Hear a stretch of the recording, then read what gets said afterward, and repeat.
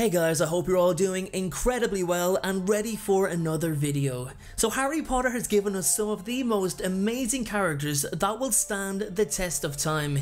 It's such an incredible world, and I'm sure that out of the millions of readers who've been so devoted to following Harry's story from the very first book, they can all relate with one character, or maybe two, that's specific to how they feel about themselves.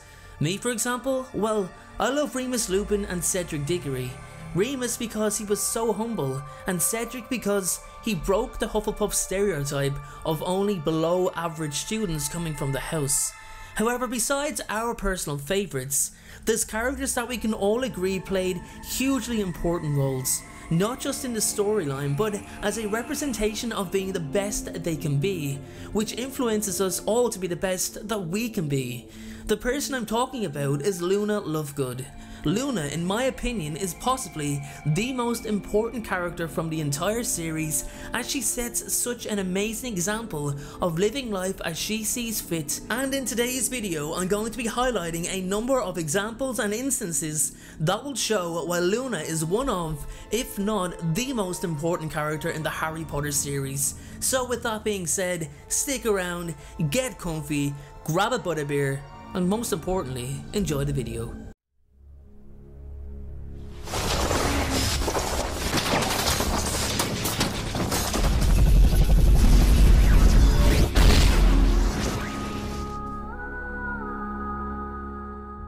Okay everyone, let's begin.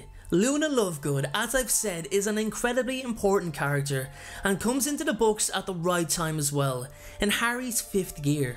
Voldemort has returned, and Harry is as confused and unsettled as ever. Now, he's never seen or heard of a Thestral before, always believing the carriages were bewitched, and this is such a perfect moment for Luna to debut, reassuring Harry that he's not crazy. Luna, from the get-go, was completely original. She stood out for all the right reasons, and I think JK intended for her to be that way. For the past 4 years, Hermione Granger set the example of being studious, academic, goal-orientated, and to be honest, that's not a bad example of a role model. That was until Luna came along. Luna offered something completely different to Hermione. She likes what she likes and she is who she is. She thoroughly enjoyed reading The Quibbler, despite its reputation for being a little far-fetched. She believed in the unconfirmed creatures it mentioned, like the crumple-horned Snorkack. She made jewellery from things she found, and is very comfortable within herself to do things she genuinely wanted to do. Whereas Hermione, for example, wouldn't have bothered giving the Quibbler the time of day because of its reputation. Now don't get me wrong here guys, don't take me up wrong, I'm not picking on Hermione or anything of the sort, I'm just highlighting the difference in the dimension of the two girls. Luna never craved attention, she didn't do anything for praise or attempted to put on a show. She was very good at blending into the background, but her individuality did make her stand out sometimes, and she was on the end of some bullying. Students would steal her shoes and call her names behind her back, like Luna Lovegood, though Luna never paid attention to them. She had a very beautiful gift of being able to filter out what she had no interest in hearing about. She wasn't really bothered by the students taking her shoes because she believed, they'd turn up somewhere, and humorously blamed Nargles on the theft. The people that did get to know Luna warmed to her immediately. She was extremely kind to everyone she met. Dobby the Elf, for example, who basically valued respect more than anything, was overwhelmed with happiness when Luna addressed him as Sir. It was also Luna who closed his eyes after he died, forever grateful for his heroic efforts in saving her and the others. She also closely bonded with Garrick Ollivander while the two were being held captive in the Malfoy cellar. Ollivander himself thanked her for being, and I quote, an inexpressible comfort in that terrible place. After all, the man was tortured beyond his will for information, so it's conceivable that Luna's calm and caring demeanour would have indeed been a great comfort. He was so grateful, he even created a brand new wand for her, free of charge, and sent it to Shell Cottage where she was currently residing. Luna was also a great comfort to Harry after the loss of Sirius Black. She helped him realise that Voldemort wanted him to feel exactly how he was currently feeling, isolated, alone, guilty about involving his friends in what lay ahead. She helped Harry understand that feeling such a way separated him from those closest to him, meaning he was easier to defeat if it was just him. This realisation helped Harry become a lot stronger and helped him repel Voldemort's possession of him towards the end of the book. Now, it wasn't the sole reason, but it was certainly one of them. Luna also had a great relationship with her father. Despite his own reputation for his far-fetched beliefs, she respected that everything he was doing was from a good place. Luna also was never shown wanting or craving anything materialistic. She was happy with everything she had. She valued everything she had, and nothing more so than her friendship with Harry, Ron, Ginny, Hermione, and Neville.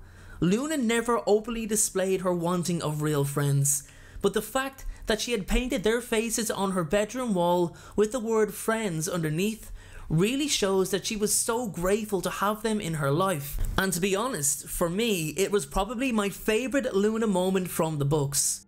Luna was also a Ravenclaw, quite an underrepresented house in terms of having any major characters, which is quite true being honest. Luna is probably the only well-known Ravenclaw with an established role. Okay, we have Flitwick, but I'm talking about a major character. Anyway, she is quite intelligent and has a lot of wit and wisdom. This gives her the ability to actually see things a lot simpler than they appear, as even the biggest tasks don't have to be overcomplicated with a lot of detail.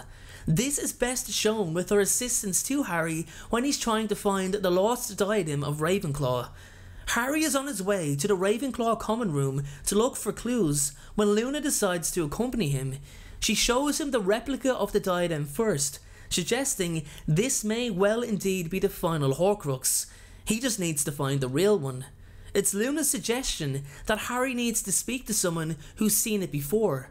Despite the argument that no one has seen it in centuries, Luna simplifies the situation by suggesting exactly that's the point. He needs to talk to someone who hasn't been alive in centuries. He needs to talk to someone who's dead.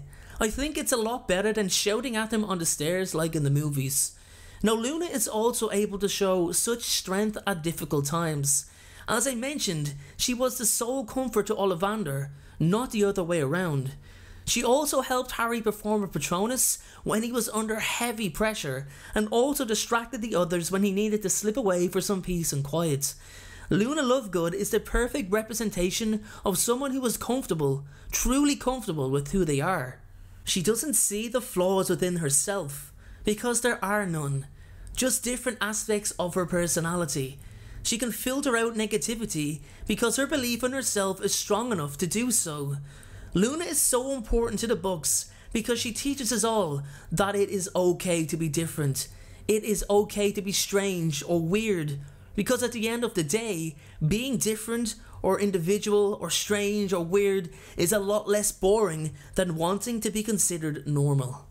With that being said, guys, I really hope you enjoyed today's video on Luna Lovegood. I honestly feel like she is such an incredible character, and I'm sure you'll all agree that her example of being happy with who she is something that we all want to feel.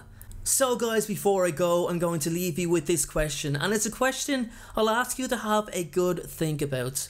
What character has made you feel like it's okay to be different? Let me know in the comment section below. Hey, it doesn't even have to be a Harry Potter character. What character from any fandom has made you feel like it's okay to be different or to be individual? Thanks again, have a great day, and always remember guys, be happy and be kind. Thank you so much for watching. I truly appreciate your support. Everyone, notifications of uploads are more important than ever, so please, if you haven't already, turn those notifications on to make sure you're notified the moment my video goes live. Making videos is what I love to do, it's my dream and my passion. However, it does cost time and money to produce this content, so if you have $1 to spare to support me on Patreon in exchange for some exclusive unseen content, then you can click the Patreon link below or at the end of this video. Please only support me if you can afford it. And make sure to follow me on Instagram at InstaDNJ and on Twitter at Folklore Check out my other videos appearing on screen, and please make sure, most importantly, to hit that subscribe button. Thanks again everyone, and please have a great day.